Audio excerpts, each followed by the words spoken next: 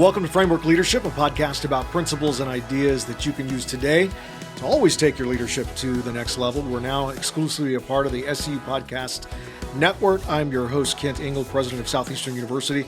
Excited today to introduce our co-host for today's show, Pastor Sam Rodriguez. Sam is author, civil rights activist, movie producer, pastor. I mean, you've done everything. And you've been named among the top 100 Christian leaders in America, nominated as one of the 100 most influential people in the world, currently serves as the president of the National Hispanic Christian Leadership Conference, as well as senior pastor of New Season Christian Worship Center in Sacramento, California. It's an honor to have you on the show today. Honored to be here, and all by the grace of God. Amen. Honored to be with you, my friend. Well, on today's podcast, I want us to talk a little bit about diversity in leadership. And really, this is a discussion that is near and dear, not only to my heart, but of course, to the heart of many leaders throughout the world. We are learning more and more about diversity as society continues to change and transform. Because of this change, we need to be innovative in how we can discover solutions to the issues that are being raised. And I never want us to be leaders who are attached to the past. And we don't have an awareness of what's happening in the present so we can walk into the future. So I'm thrilled about this conversation. And as we jump into this episode, I want to start off by talking about your leadership experiences in this diverse world. You serve as the president of the National Hispanic Christian Leadership Conference, which is the world's largest Hispanic Christian organization with, I believe, more than 42,000 churches in the network. In the U.S. and then others in the Spanish diaspora, yes. Can you talk to our listeners about how you stepped into this leadership role and the change that you have seen come about because of your role? About 20 years ago, I was recruited by, here's terms that I would engage, my spiritual father, Jesse Miranda. Yes. And Jesse just trained me, just equipped me through a very rigorous mentoring process, passed the baton close to 20 years ago. Said, Sam, I want you to flip the script on this and feel free to give it a new name, new incorporation document with my blessing. You inherit the legacy. So I'm there until the Lord calls me home, which he did early last year. And that's how I came in. Even the diversity within the Latino community, it's not a monolithic group. Now, for the audience, we're not a race, we're an ethnicity. Sure. So you have Black Latinos, white Latinos, we have brown Latinos, you have Puerto Rican Latinos, Mexican Latinos, Dominican Republic, et cetera, et cetera. There's diversity in the Latino community. And so it took an incredible amount of time and work and effort and resilience to bring the network together. And by the grace of God, here we are, close to 20 years later, with just this viable, thriving community of Christ followers that are committed to really serving as a reconciliatory prescription for a very divided nation and world. Yeah.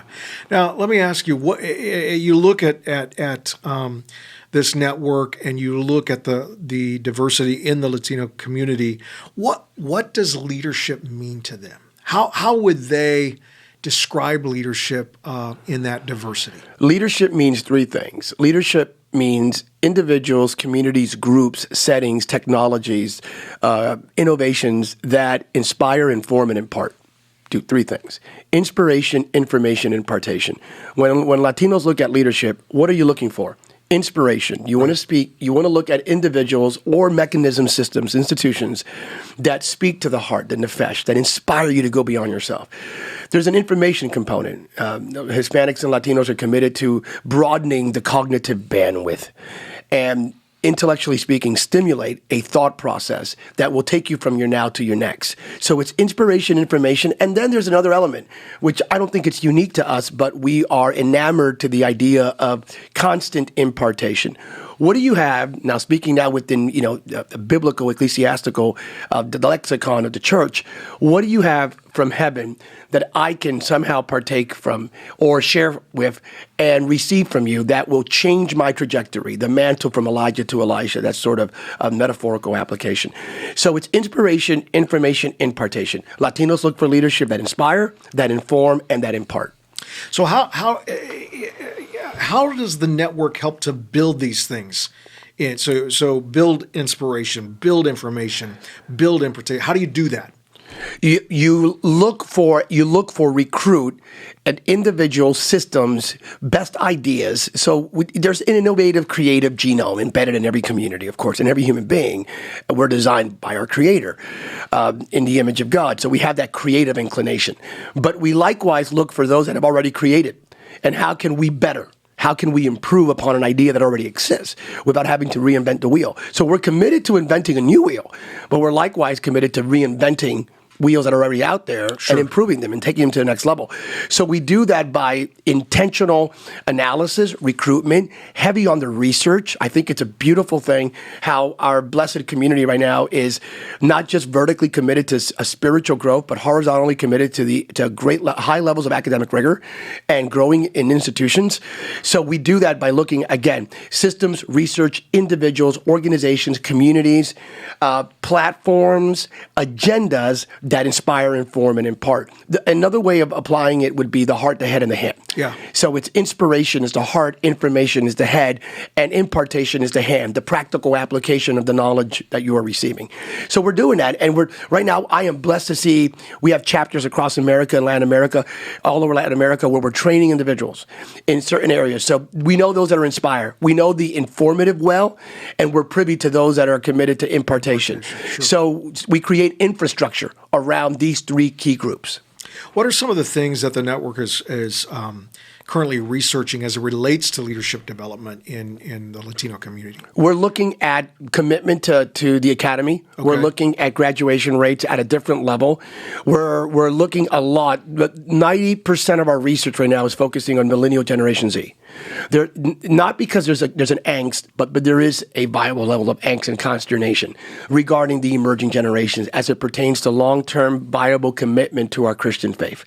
Because of that, Latinos are not immune from moral relativism, from cultural decadence. Sure. We're not immune from that. So the idea but there's a Latino church and it's pristine and it's perfect, that's not accurate whatsoever.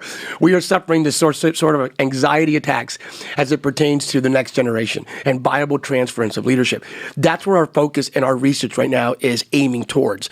And what's the commitment? What is the worldview, if any, of this emerging generation? And how can we incorporate the inspirational, informational, impartation components to reach that generation in a way where we have a viable transference, if the Lord tarries, from generation to generation? That's our commitment right now. And it includes the academy. Where are they educated? What are they learning? We're doing things about charter schools right now.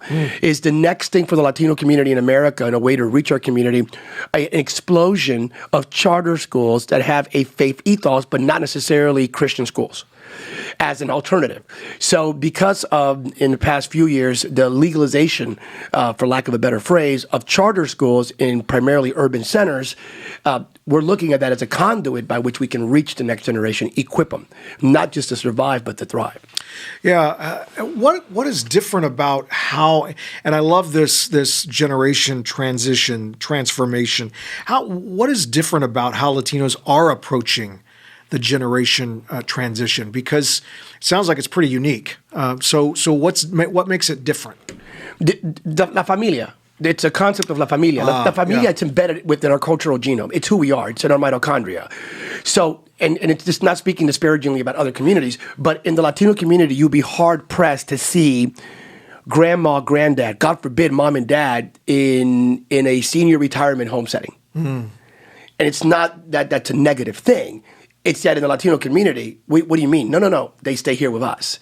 If they've reached an age where they can no longer take care of themselves, God forbid that that they are somewhere else, they stay home. It's this familia component, and it's this commitment to a multi-generational Abraham, Isaac, Jacob, Joseph sort of presentation. Yeah. So, we are La Familia people. We are La Familia community. Because of that, there's always conversation about the next. Yeah. There's a constant conversation. What am I going to leave the next? And I mean spiritually. What's the inheritance? What's the legacy? And there's obsession. Even when you're in your 30s and you're having kids for the first time, or late 20s, you're having children, you're thinking about inheritance and legacy building. So I think it's a beautiful thing. It's difficult in a world that becomes full of silos, in a culture that doesn't necessarily affirm a multi-generational reality of the way you look at the world. But here we are. Yeah. It's like stacking building blocks. building, and if there's anything I know that as I reflect on leadership, is that everything you do does that. I mean, you're just constantly building and building and building, and every decision you make is either building something for the future, or it could be tearing it down in the opposite way. And in our current context, I know at the university level, we're trying to teach students that the decisions they make now will determine the trajectory of their future. With that being said, what advice would you give someone in creating room for diversity for their own team and for developing future generations? Well, diversity is required in a 21st century setting. It behooves us to make sure and make certain we push back against all vestiges of myopic or monochromatic sort of thinking.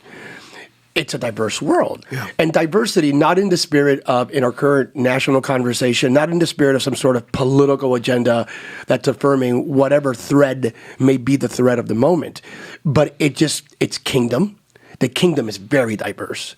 It's the beauty of the 12 tribes, 12 disciples, the fact that on both ends of the scale, Old Testament, New Covenant, you have God saying, here it is, a diverse group of individuals, a diverse group of tribes, diversity, different personalities, different worldviews. Right. As a leader, God forbid, I don't want to surround myself with 11 or 12 other Samuel Rodriguez's. Yeah. That would be a scary world. Yeah. My wife would attest to that, by the way. That would be a scary world. That's an OCD, coffee drinking, linear sequential, anal retentive, Trekkie evangelical world. The whole world would be that, and that would be a scary thing. So I want to surround myself with people that have a different way of thinking, a different way of coming to conclusions, in alignment with the core principles. There are absolutes we all sign off on. The wine, we all sign off on it. The wineskin must be as diverse as possible. Right. And I mean demographically diverse, gender diverse, worldview diverse, even politically diverse. I don't want to live in an echo chamber of mutual affirmation. Right. These silos are counterproductive. Sure. So the most effective, efficient leaders throughout the course of human history that have a long-term viable trajectory, they have one common denominator. They selected a diverse group of individuals to speak into them and to help them lead. So diversity is not even a hope or an aspiration. It's a requirement to not just survive, but to thrive in 21st century leadership. Yeah. What do you think keeps leaders from surrounding themselves with people who think differently from them? Because it's easier to have this constant pat in the back. It's just easier. It's easy to surround yourself with people just like you. It's why challenge? Why the hard work? Right. But the beauty of it, again, it's the measurable outcomes. Yeah. It's easy. It's easy to be in that echo chamber. It's easy to be surrounded in a very monolithic, monochromatic, myopic worldview. But the moment you expand and enlarge your tent, the beauty of diversity, the colors, and I say that metaphorically, the colors, the infusion of color and thought and ideas, it's just amazing. If you're committed to broadening your cognitive bandwidth, your Wi-Fi, if you're committed to exploring new ideas, different planes of not just wisdom, but applicable knowledge where we can change the world, diversity is required. And I mean in every single aspect, even social economic diversity. As a pastor, I want to make sure, I pastor a church and I lead an organization.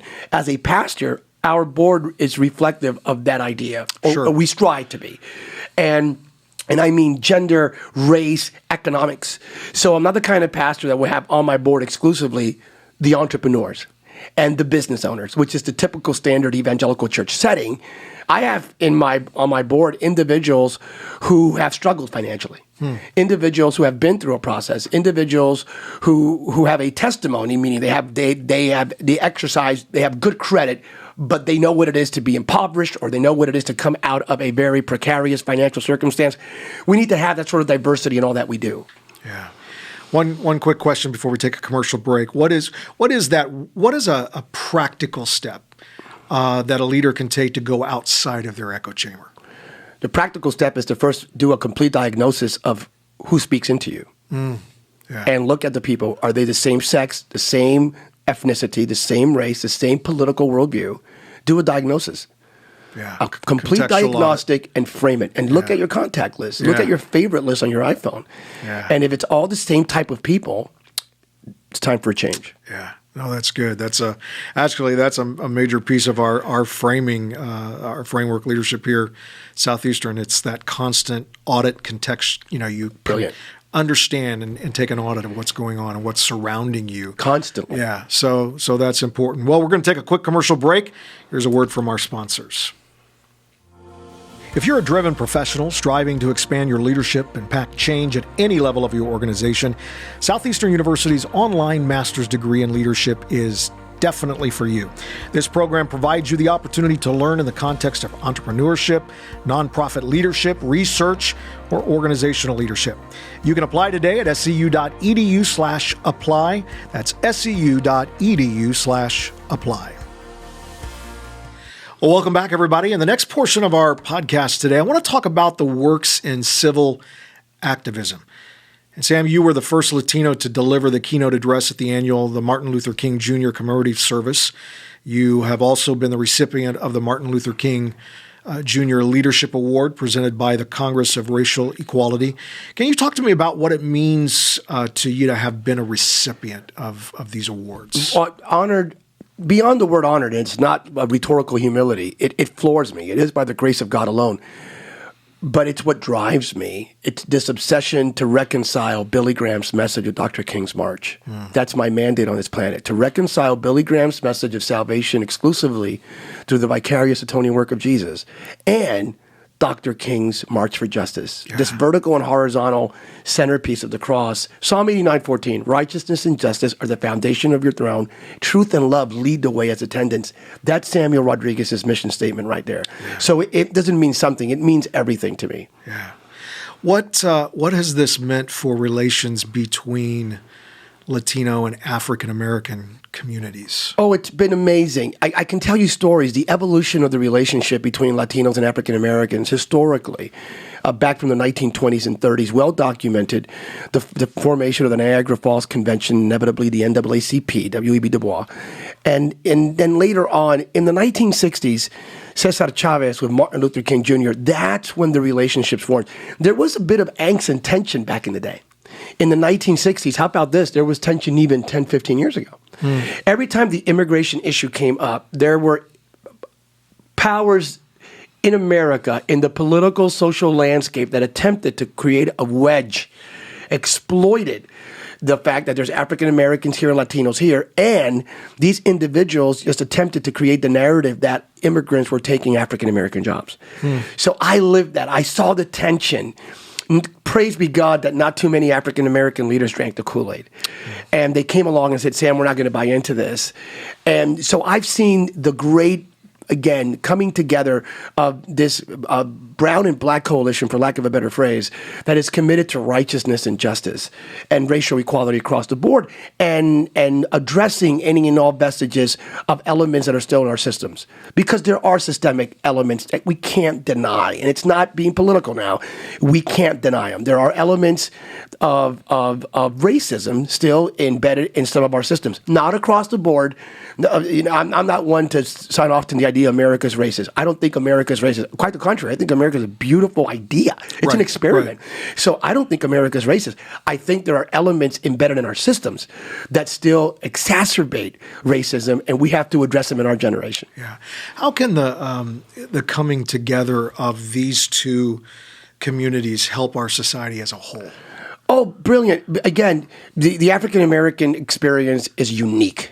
So on many occasions, even when I juxtapose the immigration issue with the African American struggle, you can't. We were never slaves.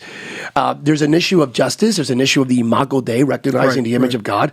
But I can't. When I spoke at Ebenezer Baptist Church, one of my first lines was, we can't say that we've been through what you've been through. We haven't. Right. But nevertheless, we are children of the same God, committed to the same righteousness and justice, final objective.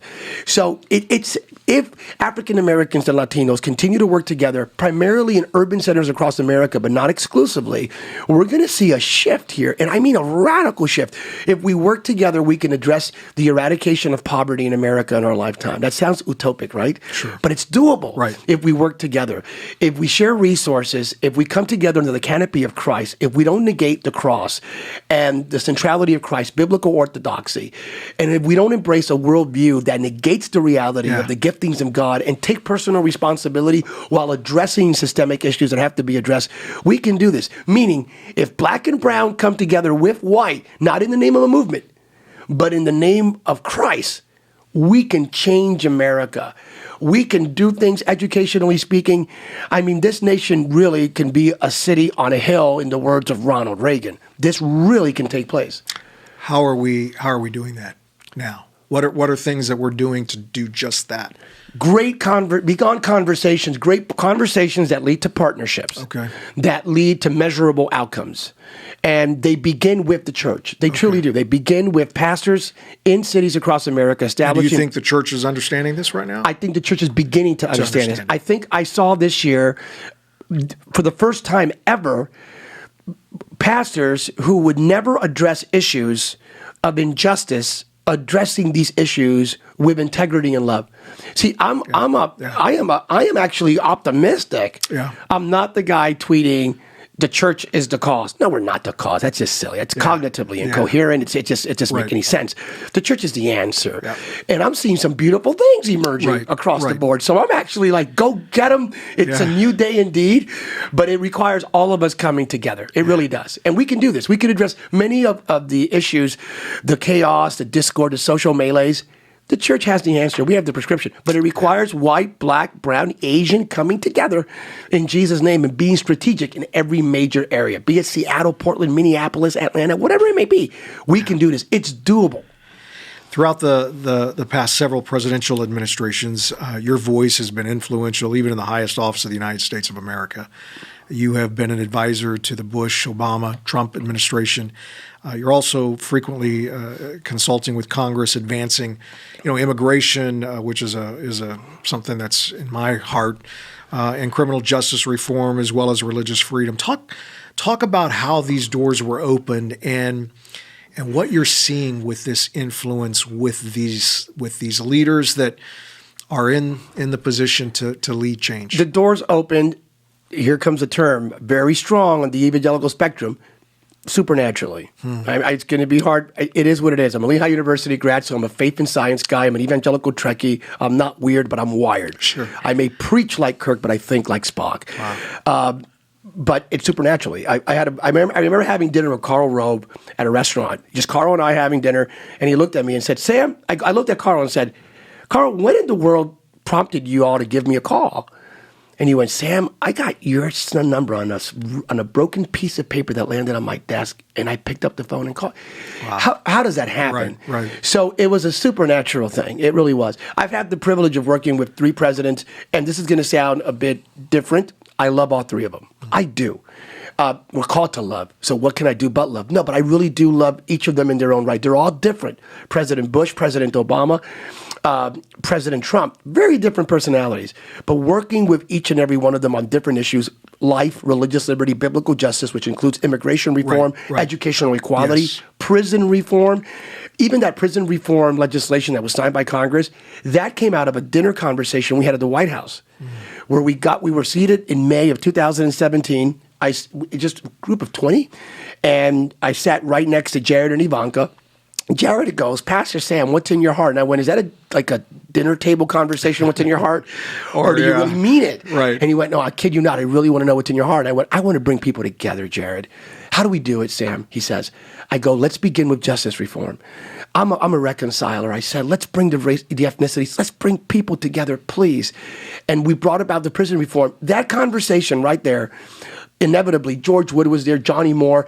It led to a piece of legislation. From a dinner conversation, it became law. Wow. That's what God does. Conversations that change the world. So, it's a difficult time politically. The nation is so polarized. And I just hope and pray that we have Christians that do not permit their political affiliation to cancel their prophetic witness. Yeah, that's powerful. Let me ask you this: What are some of the things, having had a chance to to get to know our presidents, what are some things that people don't really understand about those who serve in the office of the president? They are human beings. They are human beings that have weaknesses and strengths. I begin looking at each and every one of them through the lens of they are created in the image of God. So I'm going to respect them, honor them, love them, even when I disagree with them. And they have good days and bad days.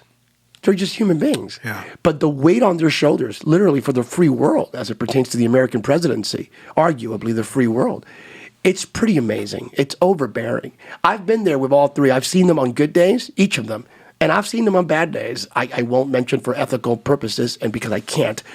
I've been there when I've seen some of them lose it, and not with me, but with other people around me, where they just verbally and not in a, you saw not this mean-spirited, terrible human being, but rather this leader under pressure. That if the world would understand the amount of pressure on a daily basis, geopolitical realities, terrorist threats, they're not even privy to the daily briefings, and then we would gain greater respect for the office. I even look beyond, and I pray for the individuals, I pray for the personalities, but when I look at the presidency, I look at policies. I don't negate the personality, but I look at policy. And to me, policy does trump, no pun intended, the personality. And I look at actions and deliverables. Yeah. And because those are the things that will transcend their administration, what they sign into law, their executive decrees. These are the things that impact what we do on a daily basis. Yeah. So that's the way I see it. My wife and I have this joke. I walk into Washington, I pray, I speak, I share whatever God has placed in my heart. There are times I don't say anything intentionally. Sure. Because I don't want to be that guy. Right. And I usually speak last, which is my rule of thought as a leader. Don't speak first. Don't be that guy. Don't be that person. Just don't. If God wants me to say something, the way that I have it, me and the Holy Spirit and I have this agreement, if you want me to say something, have them ask me to say something. Have them invite me. If there's not an invitation, I'm not going to be presumptuous. So it's happened, and then I walk out, get my Starbucks, and leave. Yeah. I don't want to hang around the D.C. because the atmosphere is coercive and manipulative, and it sucks you in. It does. It's scary. Yeah. So good. Hey, one last question before we kind of move into a fire round of practical wisdom here.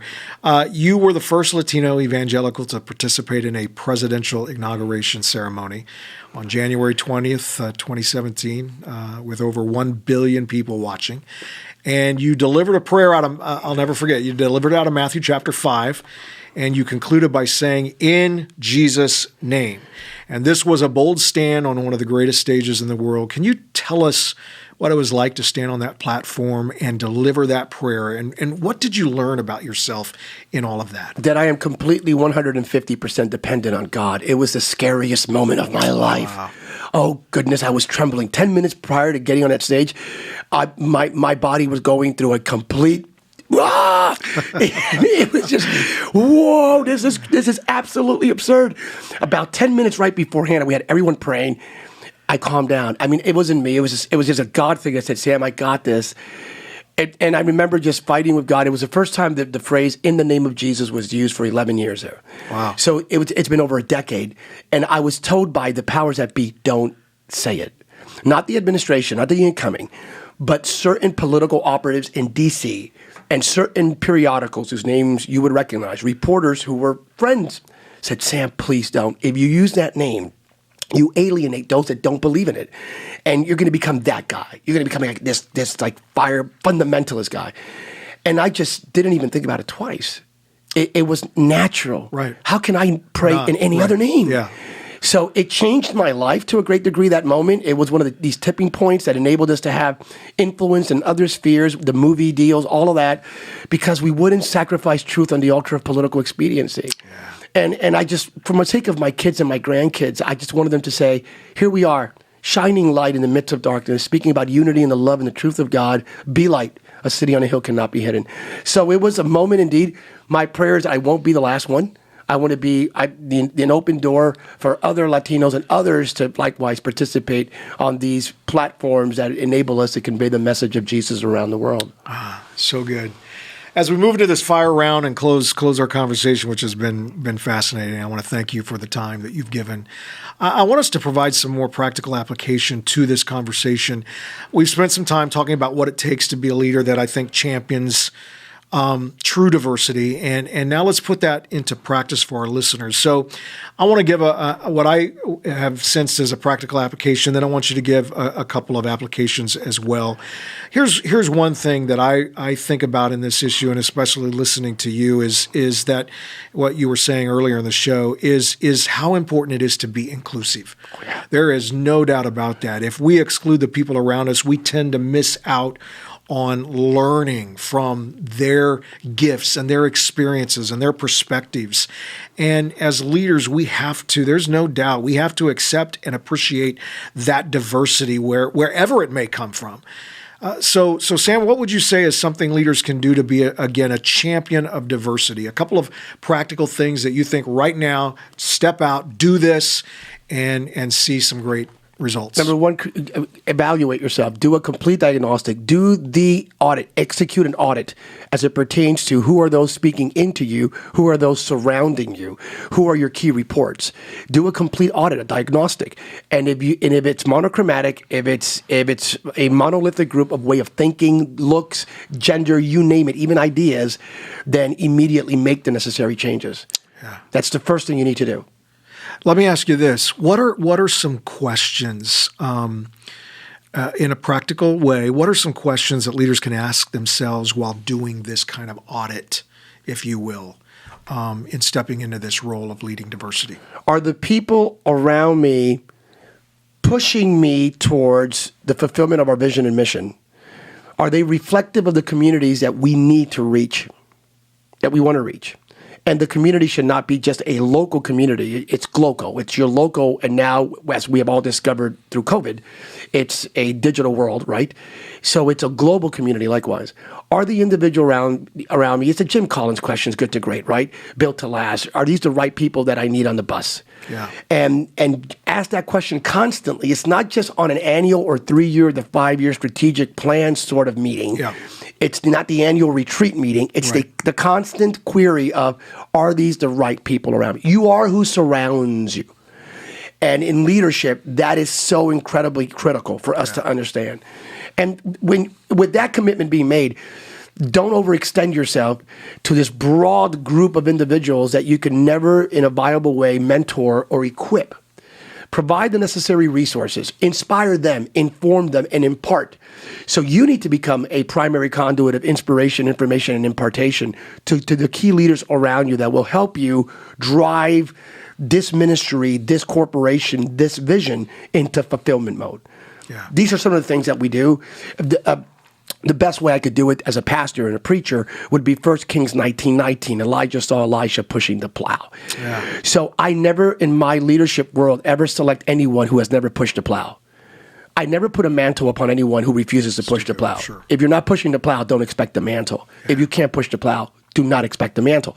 And then the beautiful thing about Elijah and Elisha is he places a mantle upon him. Elisha, as you know, lets go of the plow and follows Elijah. But then Elijah gets the mantle back. Yeah. It was a temporary little thing. Yeah. Just for a little season. And then follow me to Gilgal, follow me to Bethel, follow me to Jericho, follow me to the Jordan. Then, inevitably, if you keep your eyes on me, then you're going to get it permanently.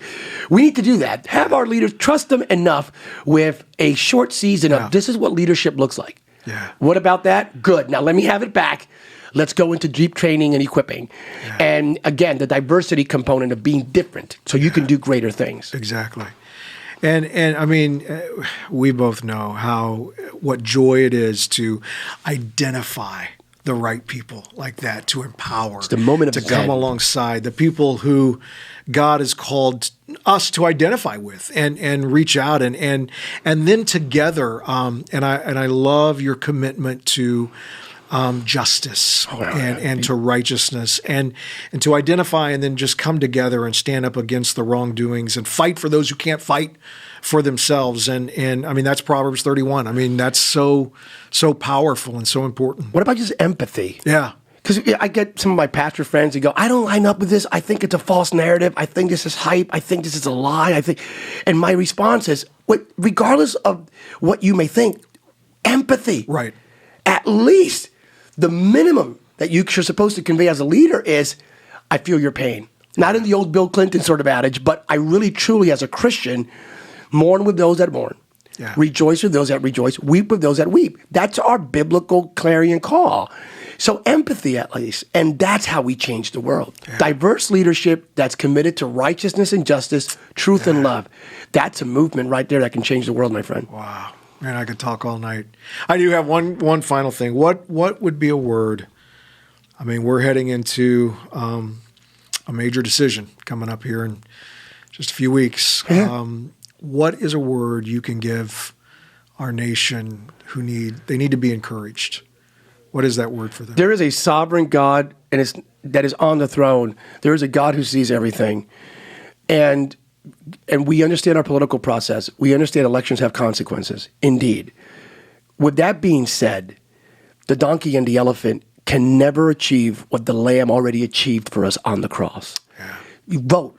So my exhortation would be pray, fast, love those that do not vote like you, pray again, and then vote. Yeah. But please do not permit the donkey and the elephant to divide what the Lamb died for. Wow. So good. Well, Sam, I want to thank you for joining me today on Framework Leadership. I'm thankful for your insight, for your wisdom, your spiritual guidance, especially as it relates to diversity in leadership. For all of our listeners, I hope that you leave this conversation with a better understanding of how to become a leader, and a leader who becomes better in a diverse world. And if you want to stay connected with Sam Rodriguez, you can follow him on social media, Pastor Samuel Rodriguez, I believe it is. Mm-hmm. Check out his website at pastorsam.com and his self-titled podcast. So grateful for you joining us today. See you next time on Framework Leadership.